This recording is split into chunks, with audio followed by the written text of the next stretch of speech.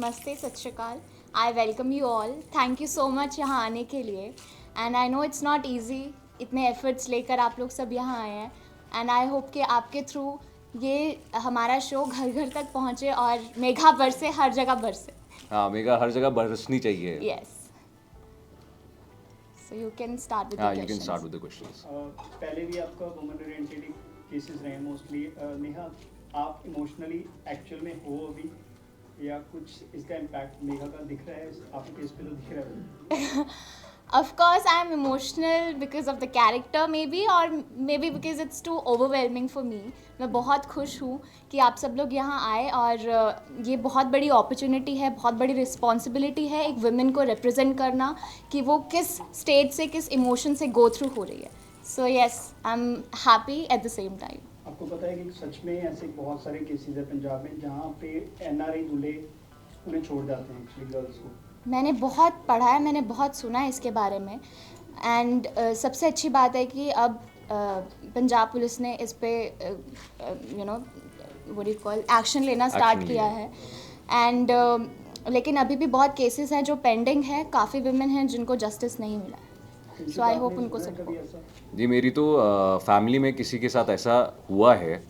तो जब मुझे ये स्टोरी बताई गई थी तो मैं फर्स्ट गो में मैंने रिलेट कर लिया, बिकॉज मैं मतलब मेरी फैमिली में मैं किसी को जानता हूँ जिसके साथ ऐसा हुआ है, जिनकी शादी इस तरीके से हुई और उसके बाद क्या कहते हैं उसका आउटकम वही निकला जो मेघा के साथ निकला है।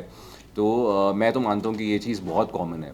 वो कौन नहीं होते एक्चुअली, इसमें दिखाया कुछ ज़्यादा, वो स्टे बैक कर रहे हैं। वो तो लोग कनाडा या कहीं और किसी कंट्री में भाग गए और उसके बाद उन्होंने मतलब जैसे उनसे खर्चा कराया दुल्हन से। हाँ, तो ये भी बिल्कुल ऐसा ही है। रेजिडेंसी के बाद उनको छोड़ देते हैं। हाँ, तो हमारे शो में भी काफ़ी स्टोरी इस हद तक है कि वो भी मेघा को कॉन करके उसके सारे पैसे लूट के और उसके बाद क्या कहते हैं वो चला जाएगा, फिर कैसे मेघा आएगी और अपना वापस से जस्टिस सीख करेगी। तो इस बारे में शो है, तो एग्जैक्टली सेम तो है। एक्चुअल में सुपर कॉप कोई है यहाँ पे?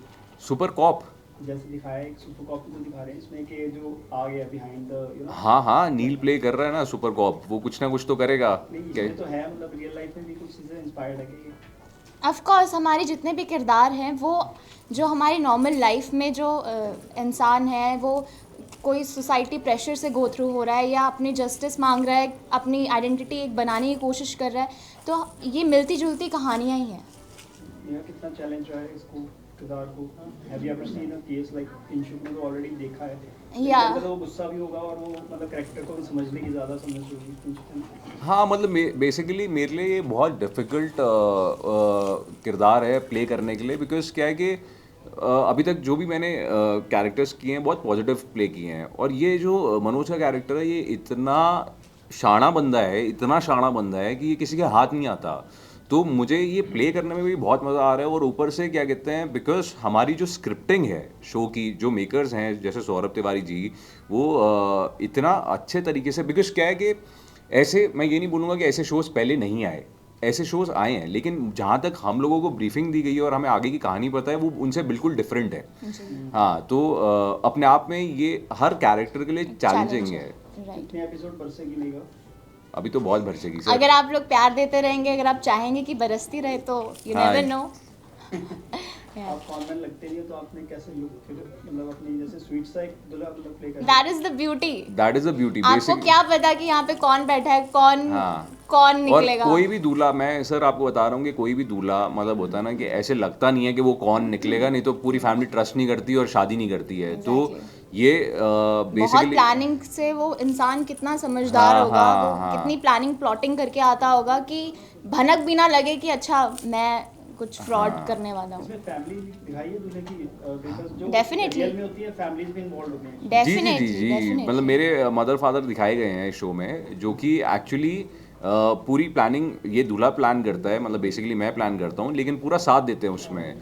तो ऐसे फैमिली दिखाई गई है। तो कोई और लड़की भी है इसमें या Neha is the only Megha? I think ये सिर्फ एक मेघा की कहानी नहीं है। आप इसमें जितने भी किरदार देखेंगे, ये एक वुमेनहुड की स्टोरी है। हम जितने भी वुमेन अपने यू नो इक्वालिटी के लिए लड़ती हैं, या फिर आप कह ले अपने सेल्फ रिस्पेक्ट के लिए लड़ती हैं, तो वो हमने मुद्दे उठाए हैं। तो आप जितने भी हमारे कैरेक्टर्स देखेंगे, मेरी माँ थानेदारनी है, उनके पीछे क्या रीज़न है और वो कितनी स्ट्रांग है, तो हर एक वुमेन कुछ ना कुछ रिप्रेजेंट ज़रूर कर रही है। और इस शो में ना एक और चीज़ है कि एक लड़की दिखाई गई है जिसके साथ ऑलरेडी जस्सी जस्सी करके जिसके साथ ऑलरेडी ये हो चुका है, लेकिन सबसे एक चीज़ बात है कि मेघा उसको रोज़ मिलती है, उसको रोज़ समझाती है, लेकिन जब मेघा के साथ ये खुद कौन होता है तो वो बिल्कुल क्लूलेस होती है कि, और बाद में ये पता चलता है कि यार ये शिट, मतलब मैं इसको जस्सी को जो समझाती थी और देख रही थी, लेकिन उसके बाद क्या कहते हैं ये चीज़ मेरे साथ हो गई। तो ये चीज़ कितना कॉमन है वो निकल के आता है कि मतलब होता है ना कि आप कितने भी समझदार बन लो, लेकिन ऐसे लोग हैं जो कि आपको कौन करके चले जाएंगे। मेघा तो ठीक है, मनोज नाम थोड़ा सा आपको ऑकवर्ड नहीं लगा कि आप बड़े यार मैं ऑनेस्टली बताऊं कि मनोज, जब मैंने सुना था ना नाम, तो मेरे को सबसे पहले यार इसका नाम मनोज क्यों रख रहे हो, कोई ढंग का नाम रख लो। तो लेकिन क्या कहते हैं तो थोड़ा सा ऐसे पंजाब में कॉमन नाम होगा मनोज, रिलेटेबल लगने के लिए। रिलेट, अच्छा मुझे पता नहीं है, मेरे को यही बोला गया कि पंजाब में मनोज है, बट मनोज अब मेरे को लगता है कि करते करते कि वो शूट हो रहा है, नहीं तो मेरे ऊपर होता तो मैं नाम जरूर चेंज करता। और मेघा सॉरी नेहा, तो पिछले कैरेक्टर से बाहर आ चुके हो आप, जो अपना फादर और डॉटर का एक कॉर्डियल रिलेशन दिखाया, एक एम्बिशियस गर्ल सिंगर बनना चाहती थी जी जी जूनियर जी में, जी right? जी यस। तो उससे निकल आया। आई थिंक कभी कभी जब मैं अपने फादर के साथ, मेघा जब अपने पापा के साथ सीन करती है, तो वो कहीं ना कहीं वो झलकता है, क्योंकि मेरा जो इलाही और उसके फादर का कैरेक्टर था, जो उनका कोऑर्डिनेशन था, बॉन्ड था, बहुत स्ट्रॉन्ग था और लोगों ने बहुत प्यार भी दिया। And I think Megha, I think माँ, जो बच्चों का प्यार होता है ना, बेटी और बाप का प्यार होता है, आई थिंक वो हर जगह कहीं पे भी देख लो, यू कैन रिलेट। तो आई थिंक इस शो में भी आपको वो कहीं ना कहीं झलकेगा। Daughter are you playing here? Sorry? Naughty daughter और चबी डॉग, मतलब what kind of character is? मेरे पापा मेरे लिए हीरो हैं, अच्छा, और मैं अपने पापा की बहुत इकलौती या चहीती बेटी हूँ, तो ऑफ कोर्स थोड़ी नॉटी भी हूँ।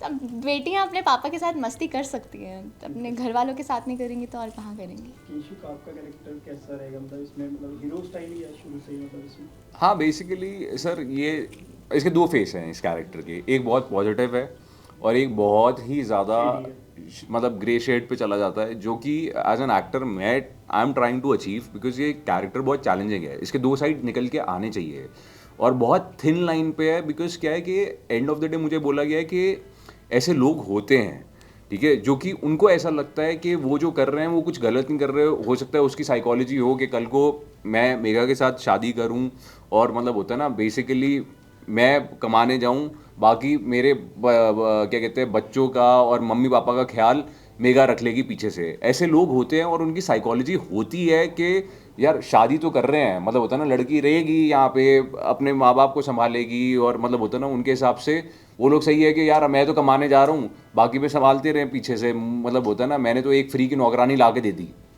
तो इस साइकोलॉजी को समझना और ये किरदार निभाना, मतलब it is not easy for me, because मैं मतलब पर्सनल लाइफ में ऐसा हूँ नहीं, मतलब मेरी थिंकिंग थोड़ी सी प्रोग्रेसिव है, तो मुझे इस कैरेक्टर को जैसे जैसे मैं प्ले कर रहा हूँ वैसे वैसे इस कैरेक्टर को मैं समझ भी रहा हूँ और वैसे वैसे मुझे ये ग्रे साइकोलॉजी समझने की कोशिश कर रहा हूँ, तभी मैं उसको स्क्रीन पे सही से डाल पाऊंगा। I think as an actor it is very difficult to portray कि अच्छा आप अंदर से कितने शैतान हो, हाँ। लेकिन सामने आपको प्रेजेंट करना, no you are very sweet. हाँ। सो ये एक्टर के लिए बहुत बड़ा चैलेंज होता है। तो एक्चुअल केसेस जो होते हैं वो ऐसे होते हैं कि जो मेल है या फीमेल है दोनों साइड से हो रहे हैं और वो जाते हैं ओवरसीज चले जाते हैं और दुल्हन को या दूल्हे को बुलाने के लिए उससे पैसे मंगाए जाते हैं, फिर वो मंगाने के बाद वो अपने लोन उतार देते हैं उससे। हाँ। और दुल्हन या दूल्हे को नहीं बुलाया जाता, और ये गर्ल्स भी कर रही हैं। हाँ राइट राइट, दोनों साइड से हो रहा है। हाँ तो Yes, अभी तो definitely वैसे हो रहा है। बेचारे लड़कों को फंसाया गया इसमें।